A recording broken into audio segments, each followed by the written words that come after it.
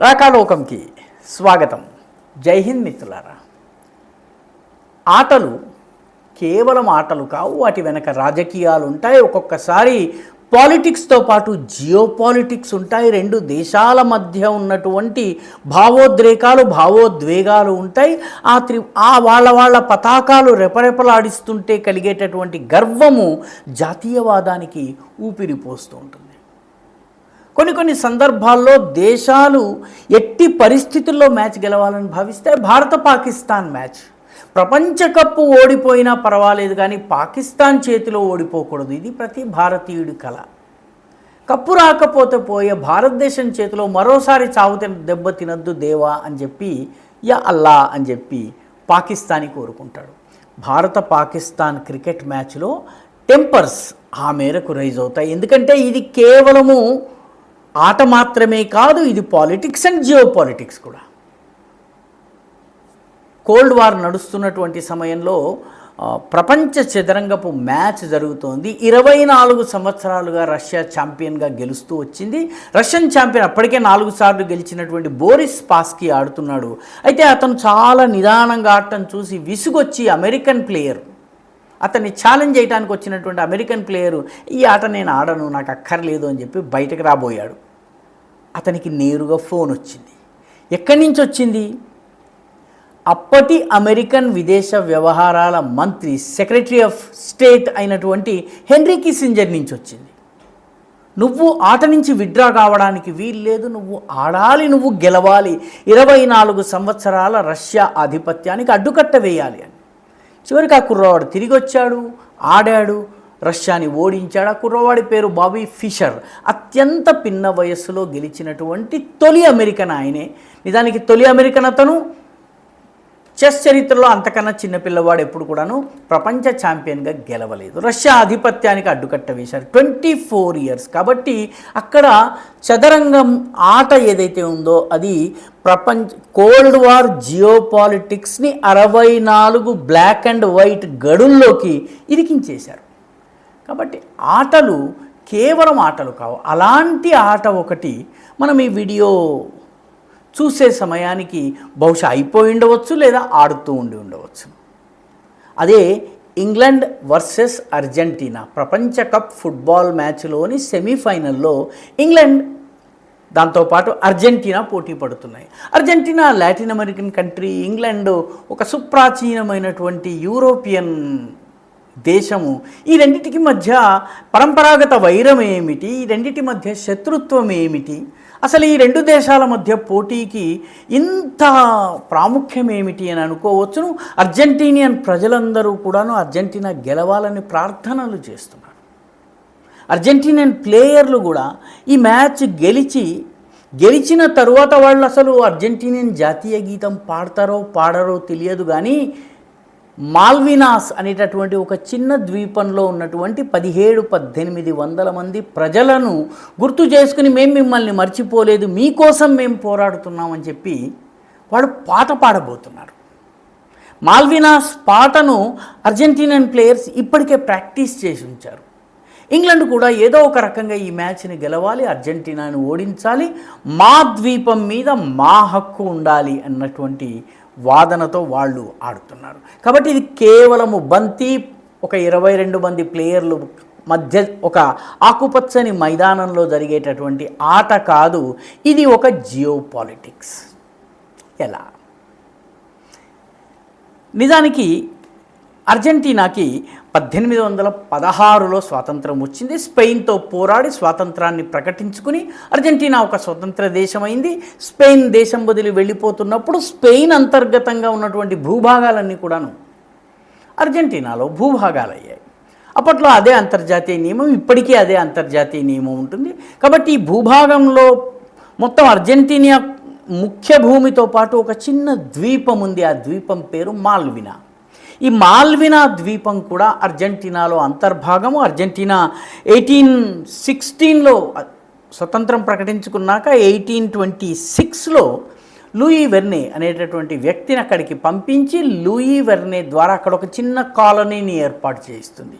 ఒక 1400-1500 మంది ప్రజలతోటి 10-1200 మంది ప్రజలతోటి ఒక కాలనీ ఏర్పాటవుతుంది. ఆ కాలనీ అర్జెంటీనాలో అంతర్భాగంగా అర్జెంటీనా యొక్క రూల్స్ రెగ్యులేషన్స్ అన్ని పాటిస్తూ బ్రతుకుతూ ఉంటుంది. ప్రజలకు ఎలాంటి అభ్యంతరం లేదు. హాయిగా నడుస్తున్నటువంటి సమయంలో 1833లో బ్రిటిష్ పడవ ఒకటి వచ్చింది.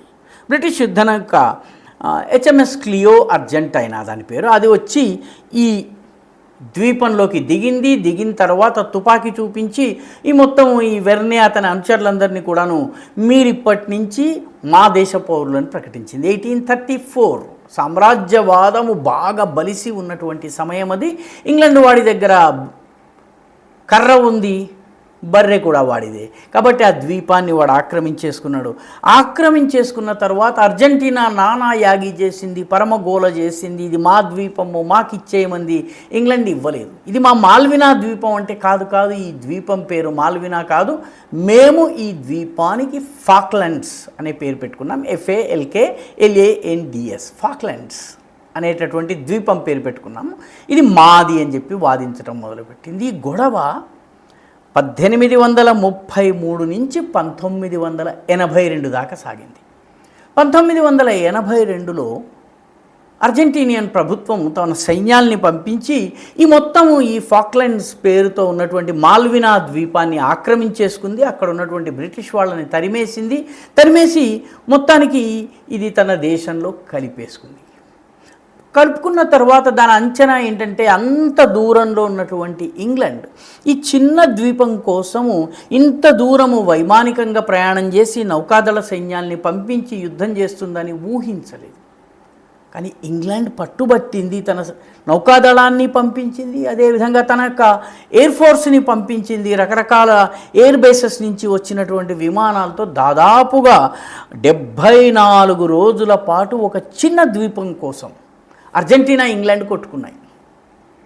భారీ భీకరమైనటువంటి యుద్ధం జరిగింది. ఇందులో 649 మంది అర్జెంటీనియన్లు, 255 మంది బ్రిటిష్ సైనికులు, 3 స్థానిక ద్వీపంలోని వాసులు అంటే మాల్వినా ద్వీప వాసులు 3 చనిపోయారు. చిట్ట చివరికి ఇది ఇంగ్లాండ్ వశమైంది. అర్జెంటీనా అప్పటి నుంచి కూడాను మాల్వినాని గుర్తు చేసుకుంటూనే ఉంటుంది.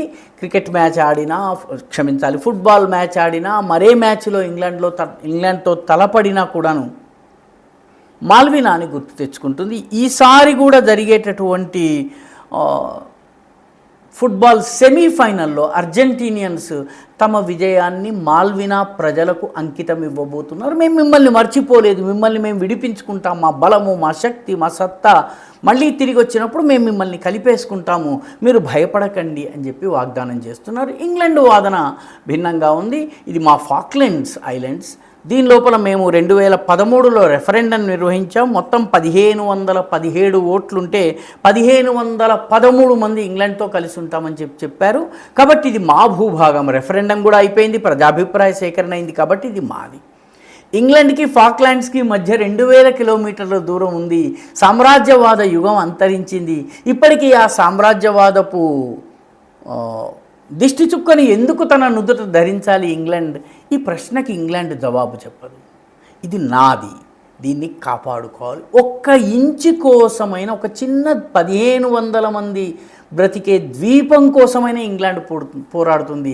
చాలామంది మన భారతదేశంలో మానవ హక్కుల గురించి చెప్పేవాళ్ళు కాశ్మీరు వదిలేయచ్చు కదా, బంగ్లాదేశ్ వాళ్ళని రానియొచ్చు కదా, ఈ రకమైనటువంటి కళ్ళబొల్లి కబుర్లు చెప్తూ ఉంటారు. వాళ్ళు ఒక్కసారి ఇదే మాటని ఫాక్లాండ్స్ వదిలేయచ్చు కదా అని ఇంగ్లాండ్కి చెప్పి ఇంగ్లాండ్లో నిలబడమని కోరుతున్నాను. లేదా ఈ మాల్వినా ఐలాండ్ కోసం ఎందుకింత కొట్లాటని అర్జెంటీనాలో అని అర్జెంటీనియన్ ప్రజలతోటి షేక్ హ్యాండ్స్ చేయమని చెప్పి, చేయగలిగితే చేయమని చెప్పి సవాల్ చేస్తున్నాను. కాబట్టి ఈరోజు జరిగేటటువంటి ఈ ఆట ఏదైతుందో చూడటానికి సామాన్యమైనటువంటి ఫుట్బాల్ మ్యాచ్ అయి ఉండవచ్చును, కానీ 2 దేశాల మధ్య ఒక ద్వీపం కోసము 1833 నుంచి మొదలై జరుగుతున్నటువంటి, అంటే దాదాపు 200 సంవత్సరాలు కావస్తోంది ఈ డిస్ప్యూట్కి. ఇప్పటికీ ఎడతెగటం లేదు. ఈ 200 సంవత్సరాలు ఒక చిన్న ద్వీపం కోసం జరుగుతున్న పోరాటానికి ఈ ఫుట్బాల్ మ్యాచ్ ప్రతీక. అందుకే ఈ ఫుట్బాల్ మ్యాచ్ తర్వాత ఒకవేళ అర్జెంటీనా గెలిస్తే వాళ్ళ సంబరాలు ఎలా ఉంటాయి చూడండి. ఒకవేళ ఇంగ్లాండ్ గెలిస్తే అర్జెంటీనా వాళ్ళ ముఖాలు ఎలా పీక్కుపోయి దిగాలు పడిపోయి ఎలాగ ఏడుస్తారో కూడాను మీరు చూడవచ్చు. మీకు నచ్చినట్టయితే లైక్ చేయండి, షేర్ చేయండి, ఈ ఛానల్కి సబ్స్క్రైబ్ చేయండి. మీ అభిప్రాయాన్ని కమెంట్ల రూపంలో తప్పనిసరిగా పంపించండి.